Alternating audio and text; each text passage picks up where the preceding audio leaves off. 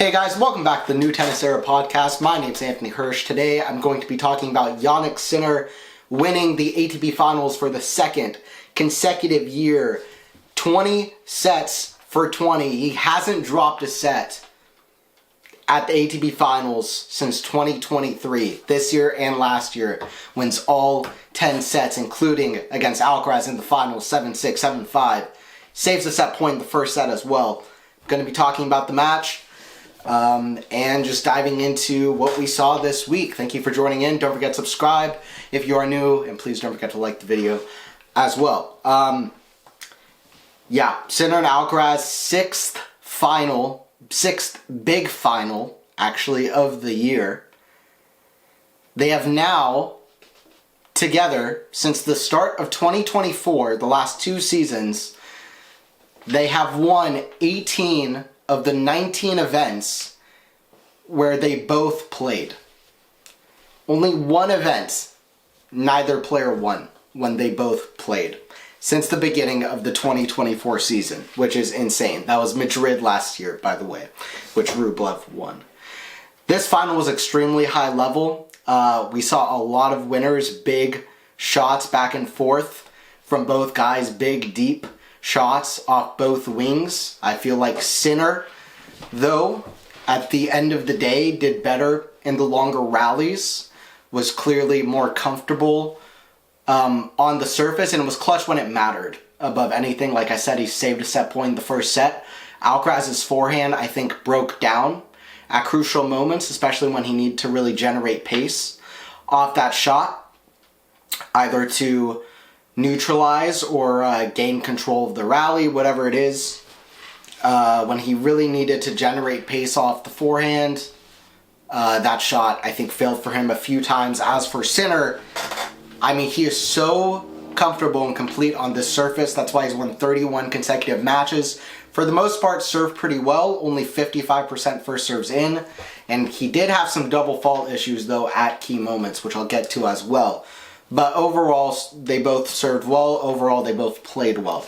It's really a nitpicking game at the end of the day. I will mention Alcaraz was 7 for 15 at the net, which I think was another big deal. And like I said, in the longer rallies, I feel like Sinner was more comfortable. Because Sinner here won 2/3 of the 9+ shot rallies. And there were quite a few of them in this match. He won 2/3 of those rallies. Meanwhile, I'm going to bring up two earlier matches from this year on outdoor hard courts and on outdoor clay. In Rome, Alcaraz wins 15-10 in 9+ shot rallies. And in US Open, he wins 17-14. Here, Sinner, 12-6. So that's a big difference. If you look at it, and also, again, it's just two sets here. So that's the difference. And I feel like that did play a crucial difference at the end of the day. Sinner's so good on backhand defense. That played a part as well, but we know this. But at crucial moments, his backhand defense was doing so well, and it's crazy how consistently deep Sinner keeps it off that wing, even when he's neutralizing or defending off the backhand. And yeah, Alcaraz needs that forehand to be working. He needs everything to be working on all cylinders. And I feel like Alcaraz didn't do as well at saving break points. He was 0 for 2. Sinner got broken once, but he saved 2 out of 3 break points. Alcaraz wasn't not able to save either of his. Overall, I feel like Alcaraz needs that forehand wing to be working against Sinner on an indoor hard court. And another thing that Sinner did well is implementing variety in his game. Drop shots and lobs at truly crucial moments. In the first set tiebreaker, the lob was the big shot for Sinner. 2 of the best points the whole match, including what I think is the best point of the whole match, the best rally and the most important rally of the match. Sinner hits a fantastic backhand slice lob moving forward, and that is one of the hardest shots to hit in the book, especially knowing that you have to make it effective against a guy's quick, running, moving vertically and moving in any way, like Alcaraz, and also have to be effective in that moment with all the pressure on you. But So far, Sinner with the home crowd in Turin on indoor hard courts, I mean, this is his best tournament at the moment. Nobody's won a set against him. Alcaraz had a set point, but he wasn't able to take a set. But yeah, I'm going to go over some key points in the match and break it down a little bit more, let's say specifically. But it was a high-level match. I really enjoyed it. Drama in both sets. Really, Alcaraz up a break in the second set, Sinner clawing back, and Alcaraz up in the first set, like I said. So Sinner really had to come back in both sets, and he really established himself as maybe the best player in the world, certainly the best player on indoor hard courts, and shows the form that he's in at the moment. I mean, before this, Alcaraz won 7 of their last 8 meetings, 6 out of 7 if you don't include Cincinnati, where Sinner was clearly physically not feeling well in that final. So, in terms of physical health, if you don't include Cincinnati, that's 6 for 7. Now at least Sinner makes that stat a little bit better for himself. Going into the first set, key points. So at 4-4, Alcaraz gets out of trouble in the service game with some big forehand hitting, some big good serves, followed by +1 forehands. But I feel like I said, Alcaraz's problem really in the match comes with his forehand when it gets into like a 9+ shot rally more than anything, and I think especially on low balls. When he doesn't have the ball high up, when he has to hit a sort of low ball that skids, I think that's really when it hurts him. Like when he's on the run, when he has to hit a low ball. When he's has time to set his feet, and when he can hit a high ball, he has no problem, especially if it's a +1 or even a return off a second serve. Like that's not an issue, but those are really his problems in 9+ shot rallies, building out the rallies, and just being patient, not shooting himself in the foot with being overly creative. And with that forehand, those unforced errors really come when you really get into a low forehand to forehand or even backhand to forehand rally against a guy like Jannik who's hitting very low, deep balls hard. So that's really Alcaraz's issue more than anything. Being patient in the rallies and not hitting a forehand unforced error if the rally goes on too long or if he's too out of position on that wing. Alcaraz really works hard in the 6-5 game. He plays some brilliant points.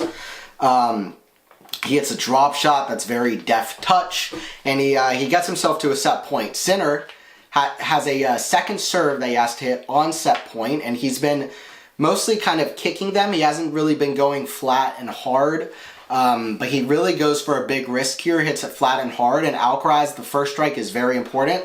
As I've been saying, it's really important for him to get in control of the rally. Against Jannik, you kind of have to, because if you hit him anything that's not amazing, he's basically going to win the point. Like, if you hit him a short ball, Sinner's going to take control of the rally.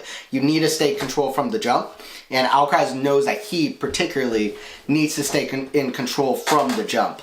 So, Alcaraz gets on the return, and he misses it long, because I guess he didn't expect such a hard fast serve. It was effective. It wasn't, right in the corner. He didn't really do a lot of risk in terms of placement, but that's also skillful that you can hit such a good effective serve while making it at least somewhat high percentage. So it reminded me of Wimbledon, deep in the fourth set, 4-3, 15-40. Sinner has to hit a second serve. You're getting flashbacks of Roland Garros, like, oh, Sinner going to blow the lead again, but Sinner hits a lot of really great serves, but the first one he hits is a fast, hard second serve out wide, and that's exactly the same serve that he hits here to get out of trouble as well. And yes, basically Sinner some massive first serves after this and some big forehands get him out of trouble. Just taking the risks. Fortune favors the bold, and he knows and is confident that he can hit those shots, especially on the surface, especially at this tournament. The tiebreaker is what it's, it's coming towards Christmas time, because this tiebreaker there were gifts everywhere. There were perfectly packaged gifts from everywhere. They were being very, very generous towards one another in this tiebreaker. Exceptionally generous. 2-2 in the tiebreaker. Sinner has Alcaraz on a string. Sorry, not 2-2. At 2-1, Sinner has Alcaraz on a string, and Sinner goes for this kind of deft touch drop shot cross court, which he just misses completely in the bottom of the net. And he's kicking himself. The crowd can't believe it. But then the next point is really the crucial point, I think, because Alcaraz hits a great serve, and he has Sinner on a string, just kind of sprinting the other direction so he can get there. And Alcaraz is just overly creative. He just overthinks it. He doesn't have that big of a gap to hit into yet if he hits behind Sinner. Has a huge gap the other way, obviously, since he doesn't have a big gap that way. But he doesn't have a big gap down the line. But anyway, he decides to go down the line with the backhand.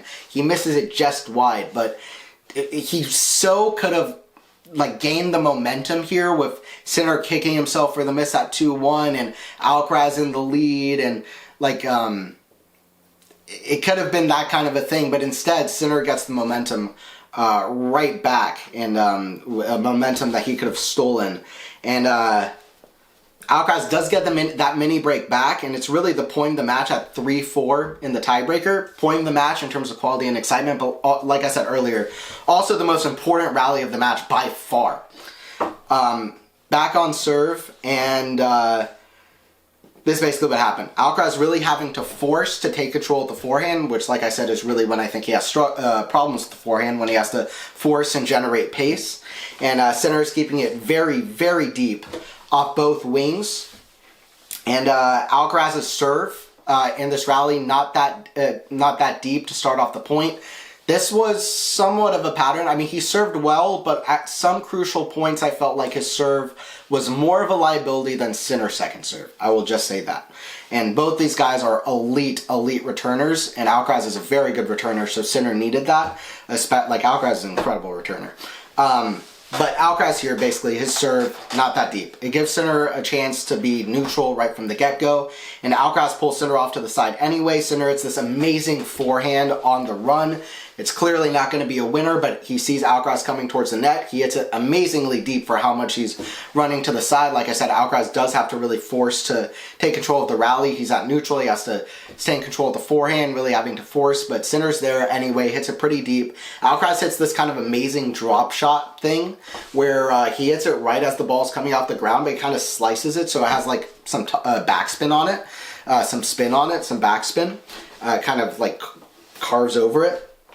And Sinner runs toward it, and like the shot I said, this is the shot that I was talking about earlier. Sinner gets to and hits this amazing slice lob, incredible feel to get to that, great balance, ski-like balance and athleticism, and to execute that on the most important point of the match, like I said. I will just say, this is very, very, very nitpicking, what I'm about to say. It's like exceptionally nitpicking. But I will say Alcaraz, I think, running back to get the lob, should have taken more time. He was going for this I mean, it's a shot I've seen players hit. You hit the ball while it's still pretty high up in the air, and as you're running backwards, and if you hit it right, it takes a lot of skill to pull this off. This is the shot Alcaraz was going for. But if you hit it right, you can hit a good topspin lob using the pace, using the momentum while the ball's still pretty much up in the air.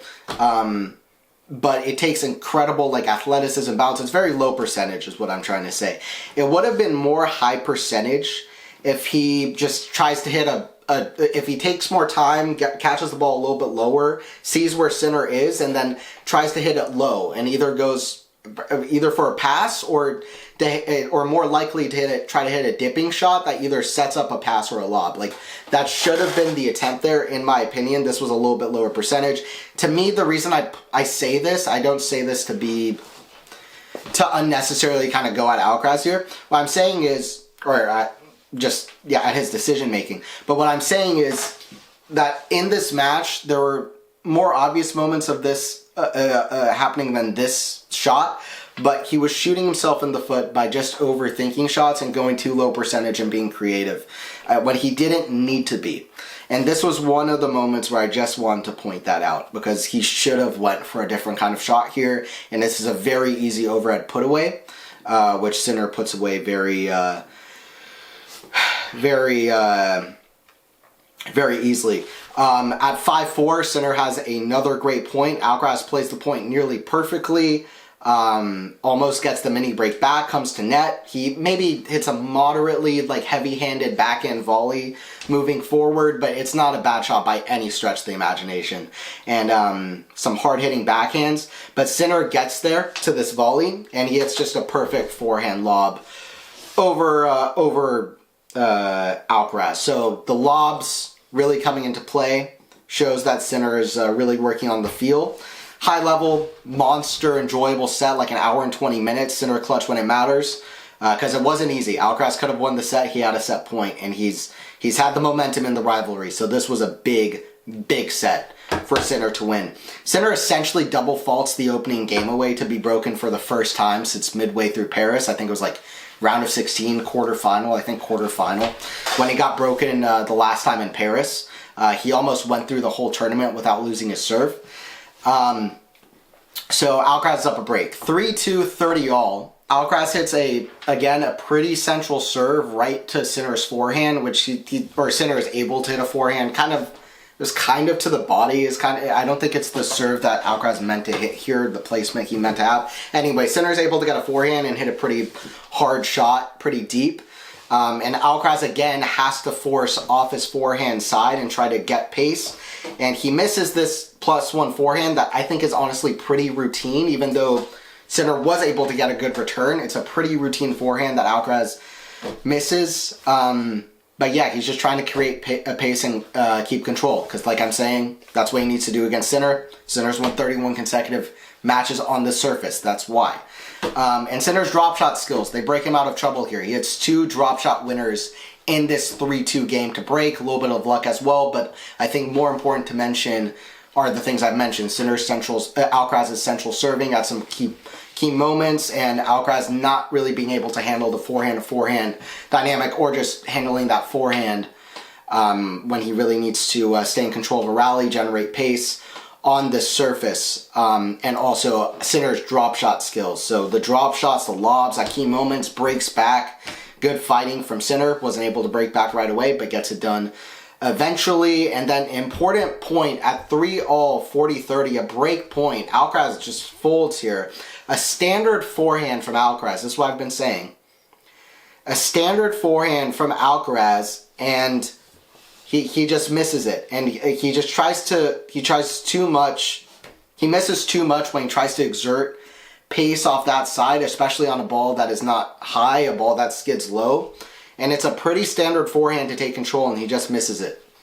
This would have put him at 4-3, up a break. And that's really his problem. When he really needs to exert force off that forehand, it can break down. It becomes a little bit unreliable.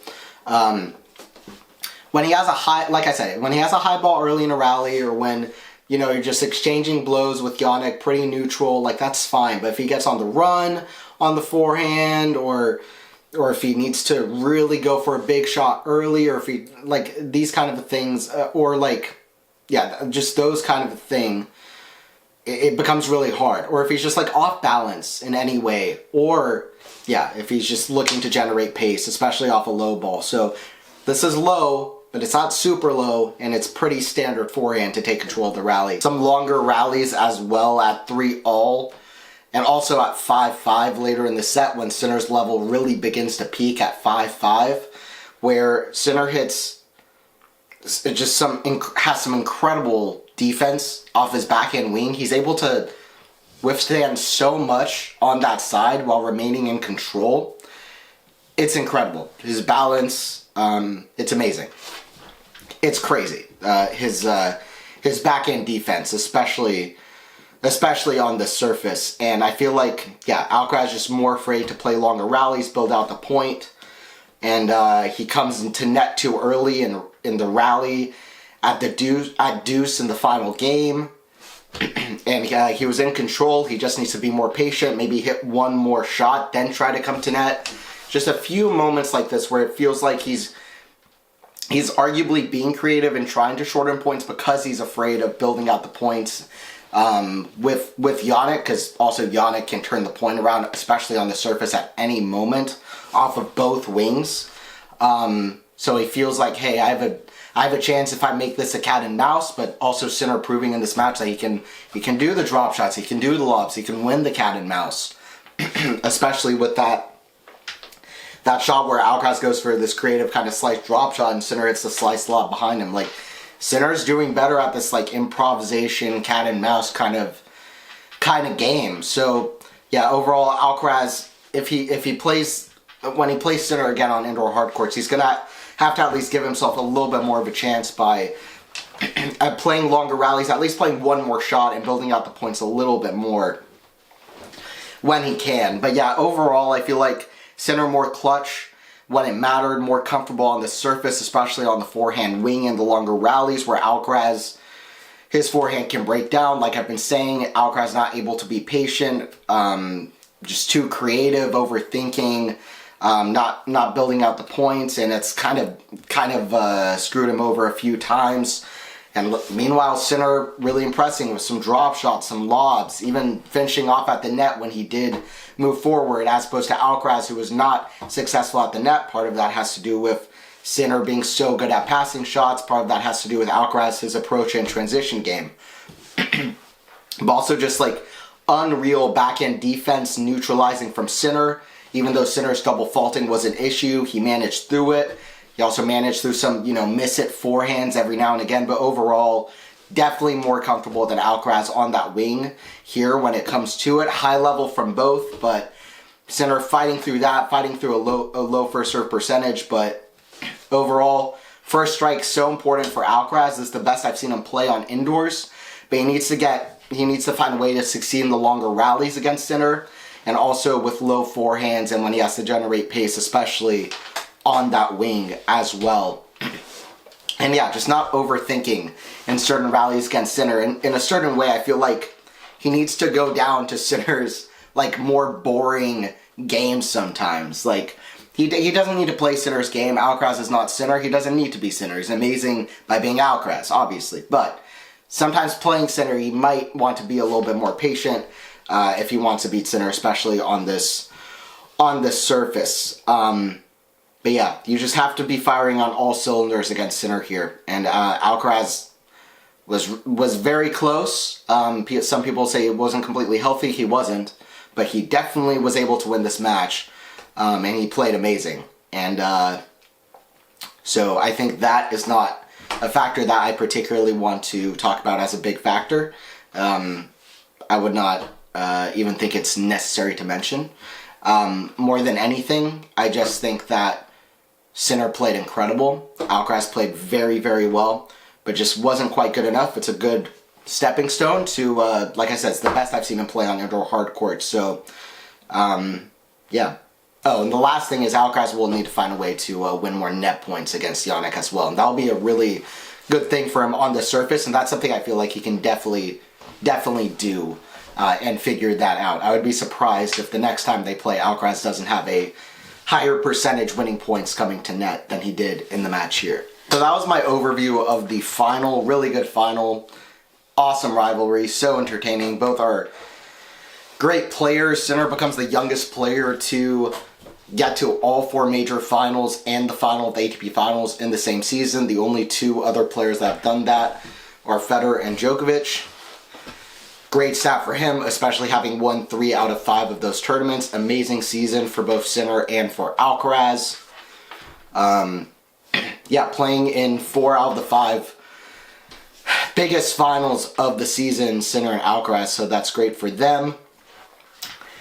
In terms of story of the week, my story of the week, a lot of talk about how well Sinner is playing. I would say Alcaraz is playing his best ever level on indoor hard courts. Really impressed with his level here. I mean, it's by far the best I've seen him play on indoor hard courts. Before this, I would have said Rotterdam earlier this year, so this season in general. But listen, in Paris, it seemed like just one really bad day. Just wasn't ready at all to play or something. But yeah, here he played phenomenal. So to me, that was really notable. Obviously, also claimed world #1.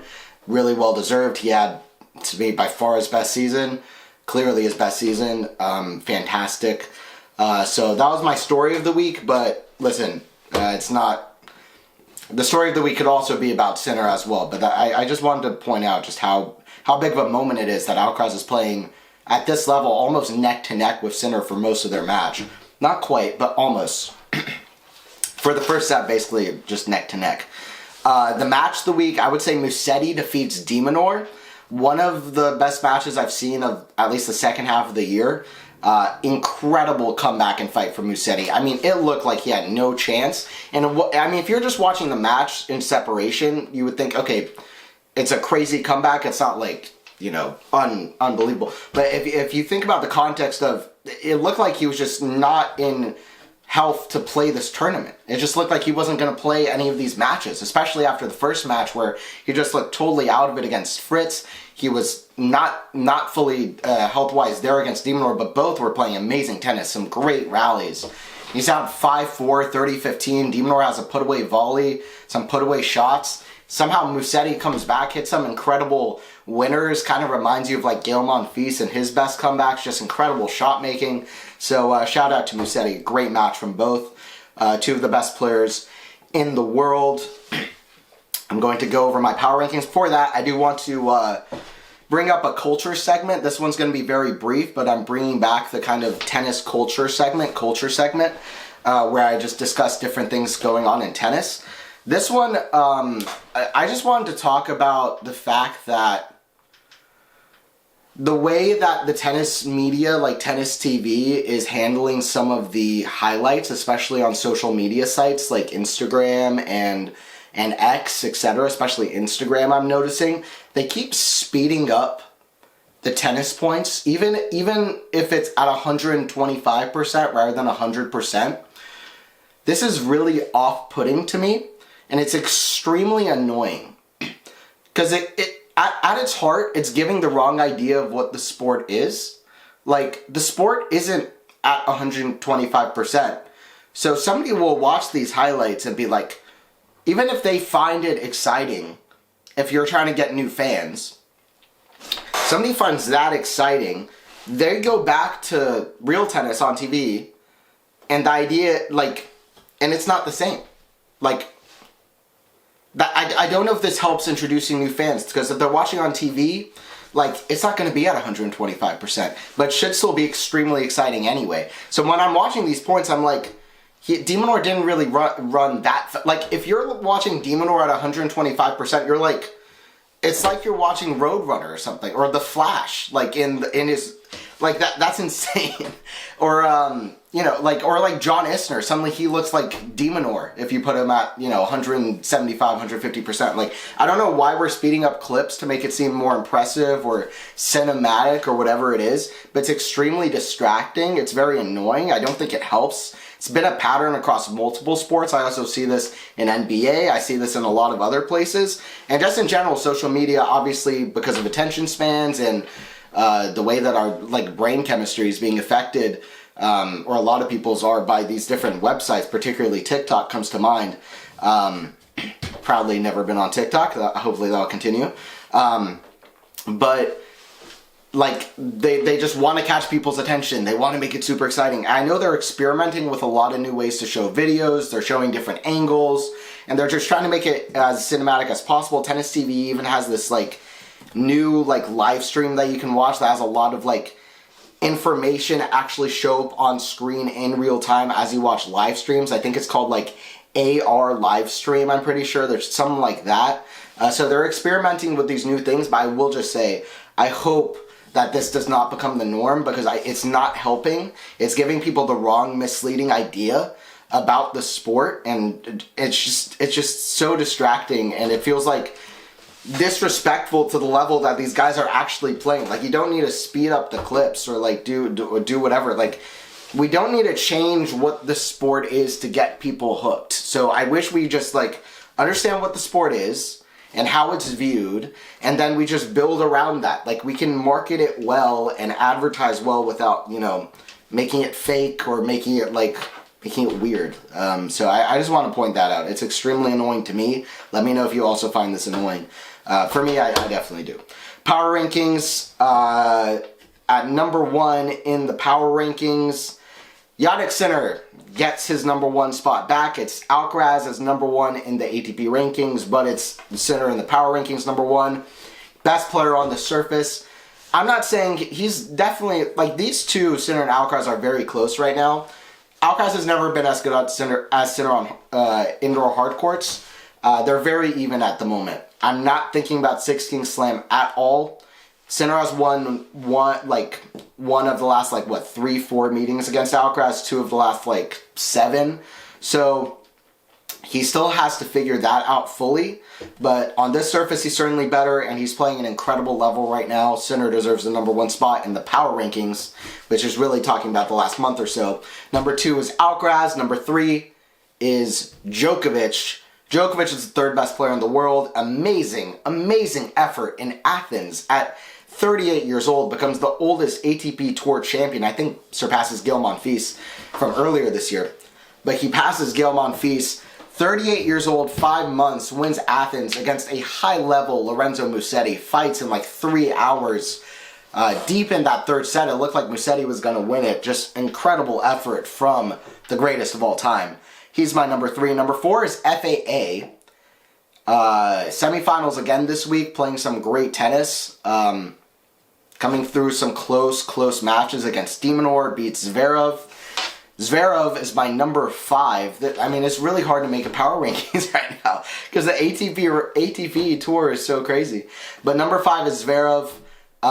Hasn't been winning a whole lot of tournaments, but I gotta give it to him. I mean, he saved a match point against Medvedev in Paris, got to the semis. He's been going deep, got to the final of Vienna, lost to Sinner, playing amazing. He's had some exciting things going on recently. So I still got to give it to Zverev at number 5, but it's more than anything, I don't know who to put in front of him. I'm going to be honest, but still, he's still one of the best players in the world. Number 6, Alex De Minaur is there. I mean, listen, he's been on a run. De Minaur has been on a run. If we go since, right before the U.S. Open Laver Cup, I'm just going to go through this really quickly. So, so he gets to the quarterfinals of Canada. Loses to Ben Shelton. Actually, let's start with this. Washington. No, let's go Wimbledon. Wimbledon gets to the 4th round, loses to Djokovic. Wins Washington. Quarterfinals of Canada. Loses to Opelka in Cincinnati. Okay, we'll give it. Well, that's not that great. But quarterfinals U.S. Open, loses to FAA. Amazing 4-set match. Laver Cup. Beats Zverev and Mensik in straight sets. Loses to Sinner. Loses to Medvedev, quarterfinal Shanghai. Vienna, loses to Sinner again. Paris, loses to Bublik. ATP Finals, semifinals, beats Fritz. Has a good match against Alcaraz. He's been the guy that's been getting to quarters, semis, finals. He's been losing close matches, yes, but he's been losing to the best players. He is the guy that's going consistently deep. He has a lot of match wins. He has, I think, more match wins this year than Zverev. I'm going to double check that, but I'm pretty sure that's right. I'm going to check that right now. He's got 56. How many does Zverev have? I'm pretty sure he's got more. I think Zverev is right under, 54. 55, so he does. He has more wins this year than Zverev. So anyway, he's number 6. Number 7, Daniil Medvedev. Towards the end of this year, I thought he's playing some of the best level of anybody in the world. We know how well Medvedev can play. So I got to give it to Medvedev. And then number 8, Lorenzo Musetti finds his way back into the power rankings, deserves it. Has been consistent the last month or so. Back into form. Final of Athens, loses to Djokovic. Shouldn't be too ashamed of that. And yeah, beats De Minaur in this amazing match. Great effort from him. So he's number 8. Taylor Fritz is number 9.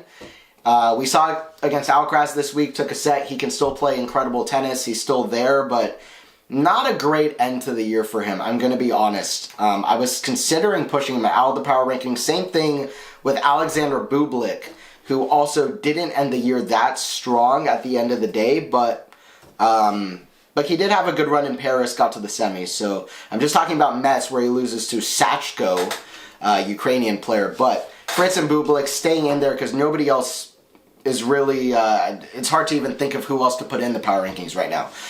Players to watch, I have Casper Ruud. He should be in the power rankings, really, in terms of level, but he's lost the last few tournaments, 1st or 2nd round, so he can't really be in the power rankings, but he's lost, in my opinion, because of his health.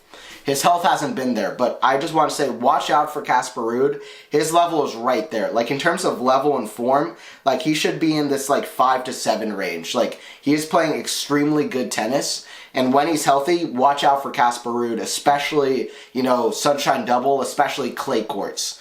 Clay courts is where Casper thrives. Watch out for him on clay courts. Other player to watch, Lerner Tien.